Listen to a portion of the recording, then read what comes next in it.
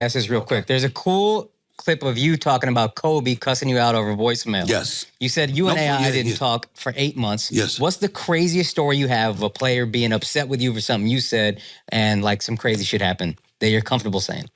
No, I would tell you, I've told this story many times, and I actually hate telling it now because I feel bad because I just reflect on it and know how wrong I was. But, you know, we were in Denver when Larry Brown, I think it's 2003, something like that. Larry Brown leaves for Detroit, 2003, 2004 season. Randy Ayers takes over. Randy Ayers takes over coaching the 76ers. He ultimately gets fired. Glenn Big Dog Robinson. I thought he could have handled things better, whatever. I go on TV, I say what I have to say, blase, and then next thing you know, they got a game in Denver after All-Star Weekend. And I walk in the locker room, and Big Dog gets in my face. You know, motherfucker, I saw what the hell you said. You know, you ain't shit, you ain't this, you ain't that, blah, blah, blah. He's talking, you know, smack to me in the whole bit. I was like, can I speak? He's like, what? You know, he said, you're no good, sorry ass MF, blah, blah, blah. And I said, my turn. I said, appreciate your honesty, because I feel the exact same way about your sorry ass, you motherfucker. Who fuck you think, blah, blah, blah. And we get into it. You know what I'm saying? And he was like, he said, man, you don't know who he said, you don't know who I am. I'm from Gary, Indiana. I said, motherfucker, so is Michael Jackson. So after all of that happened. Yeah, nobody can claim Gary, Indiana, bro. Yes. MJ ruined.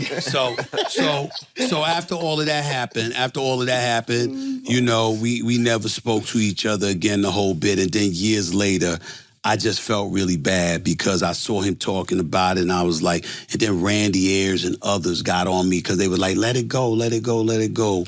And I was like, they right. And then I saw his son, and his son was in the league. And he was such a nice kid and everything. I didn't want his son looking at me talking on TV every day, thinking that one day if I spoke about him, it was going to be because of his father. And then I realized, you know how you just look at somebody and it's like an epiphany hits you? This is all my fault. That brother was a basketball player.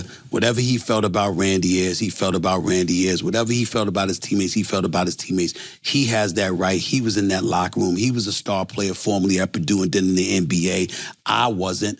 You know, he was that dude. And the fact of the matter is Glenn Big Dog Robinson could ball. And the people that you spoke to, most of them felt he was a really cool brother, and they didn't feel the way that I felt about him at the time. So I was like, there must have been something good about him. The fact of the matter is, and I don't want his son feeling this way. So I walked up to his son when I saw his son, and I was like, I was totally wrong. Your father was right. I said, I could have handled things better. So I'm the one sitting in this chair. It's my obligation to be the professional and the grown-up, and I didn't live up to my obligation. I want you to know that if I see your father, I'm going to apologize to him, and I want you to know you never have to worry about anything that happened with me and your dad being a reason why I would judge how you play or anything like that. I'm going to call it like I see it. That's all you have to worry about with me. And I just felt that that was the right thing to do, and I still feel that way to this very day because it's on me. I'm the one that's sitting in that chair, and I